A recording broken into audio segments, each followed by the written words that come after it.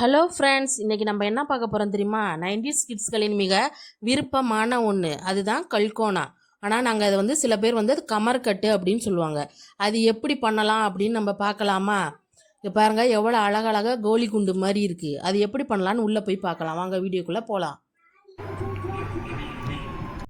First ஒரு தேங்காவை எடுத்து திருவிக்குவோம். நான் ஒரு அரை மூடியில் ஒரு கால் மூடி அளவு நான் திருவி வச்சுருக்கிறேன். அதுக்கப்புறம் ஒரு பெரிய மண்டவளை எடுத்து அது கத்தியால் ஸ்லைஸ் பண்ணிக்குவோம். ஸ்லைஸ் பண்ணாதான் நமக்கு வெள்ளத்தை கரைக்கிறதுக்கு ஈஸியாக இருக்கும். ஒரு கிண்ணத்தில் போட்டு அதை நான் அந்த வெள்ளத்தை ஃபஸ்ட்டு கரைச்சி எடுத்துக்க போகிறேன். எதுக்கு கரைக்க போகிறேன் அப்படின்னா, அதில் தூசி மண் இதெல்லாம் இருக்கும்.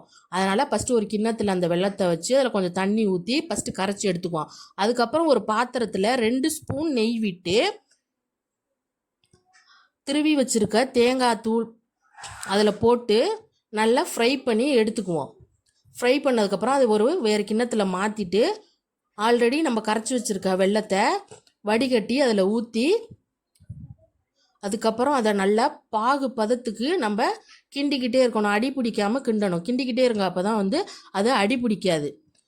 இப்போ இது நமக்கு பாகு பதம் நமக்கு ரெடி ஆயிடுச்சா அப்படின்னு பார்க்குறதுக்கு ஒரு பவுலில் தண்ணி வச்சு அதில் ஒரு ட்ராப் அதில் விட்டிங்கன்னா அது நம்ம எடுத்து உருட்டி பார்த்தா உருடுற அளவுக்கு வரணும்.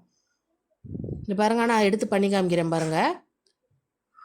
கையில் எடுத்து உருட்டி பார்க்கணும். உருட்டி பார்த்தா நமக்கு உருடுதா, உருண்டு வருது. நமக்கு இப்போ அந்த வெள்ளம் ரெடி ஆயிடுச்சு. இப்போ நம்ம ஆல்ரெடி நெய்யில் வறுத்து வச்சுருக்க தேங்காவை அதில் போட்டு நல்லா கிண்டணும். கிண்டிக்கிட்டே இருங்க. ஒரு 5 நிமிஷம் கிண்டுனா ரெடி ஆயிரும் நமக்கு. எனக்கு இப்போ இது ரெடி ஆயிடுச்சு.